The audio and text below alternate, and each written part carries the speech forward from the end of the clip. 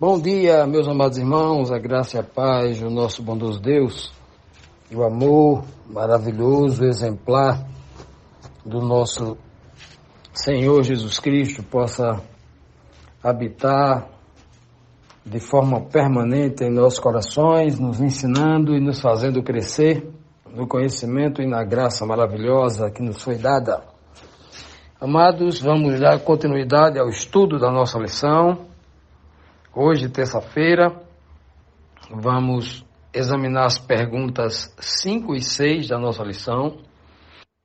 Ontem nós estudamos os versículos 9 e 10 do livro de Hebreus, que nos transmitiu a mensagem clara de que Jesus foi feito menor do que os anjos, ou seja, a natureza que ele recebeu era inferior à dos anjos, ou seja, como homem, e por causa do seu sofrimento ele foi coroado, a recompensa, os méritos, do sofrimento que ele passou aqui como homem, de honra, de glória, para que pela graça de Deus ele pudesse provasse a morte em lugar de todo homem.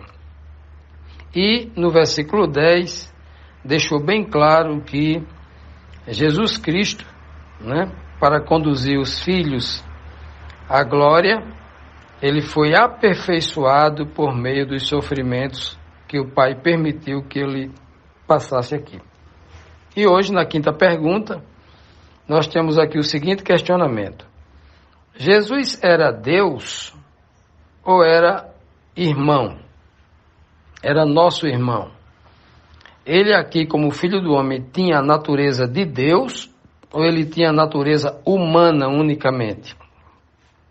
A natureza dos homens, assim como os hebreus a quem Paulo está escrevendo aqui, Tinha a mesma natureza dele. Seria isso? Vamos procurar então aqui a resposta no versículo 11 e 12 do livro de Hebreus, capítulo 2. Diz assim: pois tanto o que santifica como os que são santificados, todos vêm de um só. Por isso é que ele não se envergonha de lhes chamar irmãos, dizendo: a meus irmãos declararei o teu nome, cantar-te-ei louvores no meio da congregação. Ora, se você olhar aqui, esses textos aqui, você pode aplicá-lo a Davi, Lá no Antigo Testamento. Paulo aqui, de novo, está usando, ele usa muito o livro dos Salmos, O capítulo 1 tem 4, 5 referências ao livro dos Salmos. E aqui, de novo, ele está usando Davi como uma tipologia, um tipo de Cristo, Era Davi falando, mas aqui ele está aplicando a Cristo, mostrando claramente que a regra da tipologia do Antigo Testamento, aquilo que se aplicava a Cristo, aquilo que era dito, mas queria se cumprir lá na vida do Messias. Pois bem, então veja que Jesus Cristo, como diz o texto aqui, ele diz bem claro aqui, tanto que santifica, quem é que santifica? Deus o Pai. como aqueles que são santificados, Jesus Cristo e nós, né, são santificados, Cristo quando esteve aqui na terra, todos vêm de um só. Todos. Só vêm de um. Olha, todos não vêm de uma trindade, não. Todos vêm de um só. Deus o Pai, o contexto aqui. Não é? Por isso é que ele, né? Por isso que ele, Jesus Cristo, não se envergonha de chamar os discípulos, a cada um de nós que se converte, de seus irmãos. Ele não tem essa vergonha. Isso é tão bonito, que lá no livro de João, no capítulo 20, se lê do versículo 17 até o 20, você vai ver ali o momento da ressurreição, quando Jesus Cristo diz a Maria Madalena assim, olha, você vá agora para os meus irmãos, olha o que ele diz lá, e anuncie, você vai para os meus irmãos. Já imaginou? E naquele momento, Jesus não estava num corpo igual ao corpo dos discípulos, porque o corpo dos discípulos continuava um corpo mortal. Jesus ali havia se transformado no primogênito dentre os mortos, que era o primeiro a sair da sepultura para nunca mais morrer. Ele já sai num corpo glorificado, num corpo transformado, justamente para prenunciar que todos os santos, um dia que tiverem fé nele, vai também sair desse túmulo do mesmo jeito que ele saiu, já no corpo glorificado, o corpo transformado para viver eternamente. Então Cristo já não estava mais naquele corpo que perecia, naquele corpo que sangrava, que cansava, que dependia disso e daquilo para manter-se vivo. Não. Cristo agora havia sido ressuscitado num corpo que nós chamamos de glorificado, né? Muita gente chama glorificado. É um corpo incorruptível, um corpo que foi transformado por Deus no momento em que ele sai da sepultura. Pois bem, então, mesmo Jesus estando já nesse corpo glorificado, ele diz a Maria Madalena, vá para os meus irmãos, dizendo assim, olha, eu continuo humano. Né? Eu continuo humano, e não há nenhum verso em toda a Bíblia que diga em qualquer lugar que Jesus Cristo tomou a divindade, que ele se esvaziou. Lá em Filipenses 2, 5 a 7, diz que ele se esvaziou dessa divindade para se tornar plenamente humano.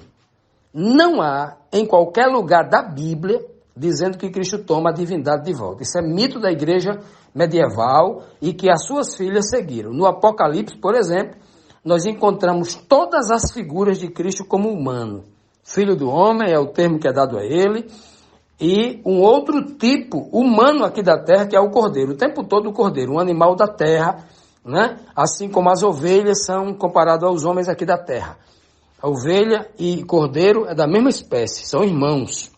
Então isso é muito claro, é muito claro. Infelizmente, tem gente filosofando aí, descontextualizando para tentar provar o improvável. Mas Cristo chama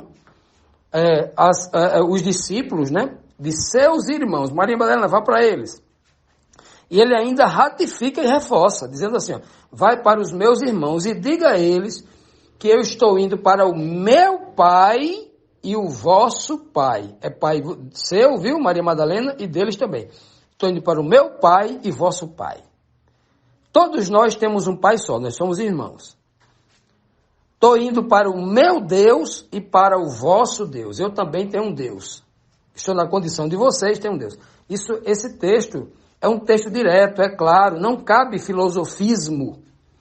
Filosofia para tentar mudar a doutrina não cabe aí, são versos diretos. A dedução não entra nesses versos diretos, né? São versos claros falando dessa verdade. Então, veja que ele diz bem claro, ó, ele não tem, como diz o texto aqui, ele não se envergonha de chamar irmãos, dizendo, aí repete de novo, ó, a meus irmãos, declararei o teu nome, meu Pai. É por isso que lá no livro de João, capítulo 17, versículo 8, Cristo fala assim, meu Pai, eu dei a eles o teu nome. Deu a quem? Aos irmãos. É o que está se cumprindo aqui a profecia messiânica do Salmo. Aos meus irmãos declararei o teu nome. Foi o que Cristo fez. Cantarei louvores no meio da congregação. Então Cristo está dizendo aqui, na tipologia messiânica, ele está dizendo claramente aqui que eu vou cantar, vou te adorar, meu Pai, juntamente com meus irmãos. Cristo também é um adorador de Deus, o Pai. Ele vai cantar no meio da congregação louvores a Deus. Que coisa linda, né? Verso claro, direto, sem qualquer ideia dedutiva para tentar mudar o texto, mudar a doutrina, que é claramente objetiva aqui na palavra de Deus. Continuando, amados, vamos aqui para o livro de Hebreus, capítulo 12, versículo 13, e nesse verso nós vamos tentar responder aqui a seguinte pergunta, a segunda pergunta de hoje da nossa lição, e a pergunta número 6 dessa lição semanal. E a pergunta diz assim: o que disse Jesus sobre os seus irmãos? Como presta contas a Deus? Como é que Jesus presta contas a Deus? Como é que os seus irmãos prestam contas a Deus? Como é que ele presta contas a Deus assim? O verso 13 diz: e ainda, por que ele diz e ainda? Porque ele está complementando o versículo 11 e 12, que ele chama os discípulos de seus irmãos, né? Os seus servos de meus irmãos. E ainda mais, diz aqui, ó: nele, em Deus, depositarei a minha confiança, além dele cantar louvores no meio da congregação, como diz o final do verso 12, no meio dos meus irmãos eu vou cantar louvores a ti, meu Pai, no meio da congregação. Essa é a mensagem. E ainda, além de cantar louvores no meio da congregação, diz o texto: nele, em Deus, diz Cristo, depositarei a minha confiança. E também, tem mais ainda: eis-me aqui, junto com os filhos que Deus me deu. Olha que coisa linda. Olha, o verso aqui parece até dar a entender, né, que Jesus está dizendo, numa linguagem messiânica, né, que Deus está dando filhos a Jesus. Não é assim não, o texto não. O texto, infelizmente, nessa versão aqui, o verso está precipitado. O texto quer dizer aqui, ó, Jesus falando, eis-me aqui, usando exatamente aquela frase lá de Isaías 6:8, quando Isaías, né, incorporando, tipificando o Messias, ele diz, eis-me aqui, envia-me a mim. Que essa fala foi do filho, né, é uma frase messiânica do filho lá para se voluntariando para ser o enviado de Deus para salvar o ser humano, já que Isaías não tem condição de salvar ninguém. Né? Isaías precisava de um salvador como eu, como você. Então ele começa usando justamente esse termo, eis-me aqui, eu estou junto com os teus filhos que tu me deste. Os filhos são de Deus, e eles passam a ser agora irmãos de Cristo, né? Até porque este verso está intrinsecamente ligado ao texto anterior.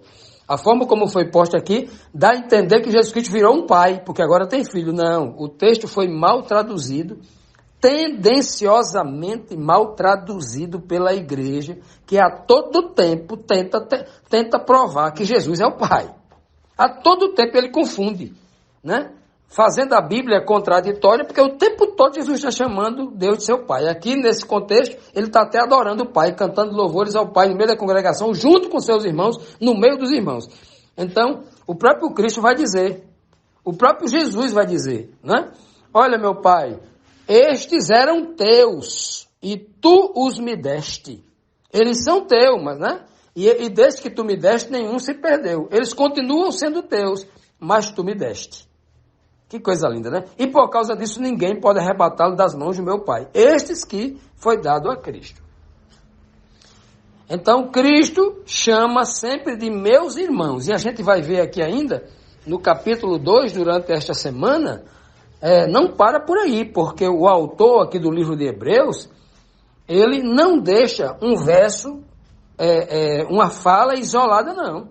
Ele vai repetir várias vezes que Jesus é nosso irmão. Nós vamos ver aqui que não há qualquer brecha para que alguém diga assim, vamos isolar esse texto aqui, vamos tentar mudar o texto. Não há, porque o autor do livro de Hebreus, ele deixa claro que Jesus é o nosso irmão, tentando abrir a mente do povo hebreu, que eles mataram o próprio irmão, que eles cometeram um erro gravíssimo. Está lá na lei de Moisés. Segundo eles diziam, a lei de Moisés, eles gostavam de dizer que a lei de Deus era a lei de Moisés. Eles diziam, olha, a lei de Moisés, já que Moisés não escreveu nada do seu próprio entendimento, então não era nada de Moisés. Mas Jesus até falava a lei de Moisés justamente para se comunicar no entendimento deles, que eles falavam, lei de Moisés para cá, lei de Moisés para lá, né? Paulo também vai se utilizar desse termo e outros discípulos, né? Justamente para falar de acordo com o costume daquele povo, de acordo com o costume deles, para que eles pudessem se fazer entender. Então, na lei de Moisés, estava muito claro, que é a lei de Deus, que nós devemos amar o irmão, como a nós mesmos. E era um crime gravíssimo, era um pecado gravíssimo, quando nós se o povo, e nós hoje, atentasse contra um irmão inocente. Foi o que eles fizeram com Cristo. Então, o tempo todo, agora no capítulo 1 e no capítulo 2, né, Paulo está tentando apresentar à igreja o seu erro, apresentar aos hebreus. Só que Paulo, além de dizer que era o irmão, que ele veio na condição como nosso irmão, ele vai apresentar também, mostrando claramente que ele não era só o irmão, ele era um primogênito. Ele era o unigênito de Deus que se transformou um ser humano para ser o primogênito, trocou a condição de único para ser o primeiro entre muitos irmãos, e agora ele recebia toda a glória, todo o poder de Deus, e ele havia se tornado o grande sumo sacerdote, superior à mais alta cúpula religiosa, a quem o povo hebreu muito temia, né? E considerava muitas vezes até superior ao próprio Deus, porque eles temiam mesmo o sinédrio, o sumo sacerdote, os sacerdotes, os doutores da lei, os escribas, né? Então eles temiam mesmo. Então tinha muita coisa, como se olhasse para o sumo sacerdote e estivesse olhando para o próprio Deus. Esse povo tem esse costume assim. E agora, no livro de Hebreus, Paulo vai trazer a informação de que Jesus Cristo havia se tornado, né, o sumo sacerdote, era irmão nosso, assim como Arão era irmão de Moisés e do povo todo, haviam se tornado sumo sacerdote deles. Cristo também havia se tornado o sumo sacerdote, mas de um sacerdócio muito superior. Porque os sacerdotes da terra precisavam realizar sacrifício por si mesmo. E todo ano, constantemente, todo dia, todo ano, né? Eles precisavam estar realizando sacrifício e nunca resolveu o pecado do povo. Mas Cristo, uma vez só, resolveu. E não foi nem no santuário aqui da terra de cortina ou de pedra. Paulo diz que ele entrou diante do próprio Deus nos céus. Olha que coisa profunda, né? Então, como é que alguém que é irmão nosso chegou nisso? Justamente para que um dia nós também estejamos diante de Deus, né? Restaurados plenamente, assim como era o Adão e a Eva no seu estado original antes do pecado. E essa é a grande restauração. Essa é a grande redenção. A palavra redenção, redimir, vem exatamente disso. Eu estou andando em direção a um caminho e dou meia volta e retorno para o ponto original. É o significado de redimir, retornar. Aí para isso tem que restaurar a condição original anterior. Que o Senhor nos abençoe, nos ilumine a mente para nós entendermos essas verdades maravilhosas que há na sua palavra.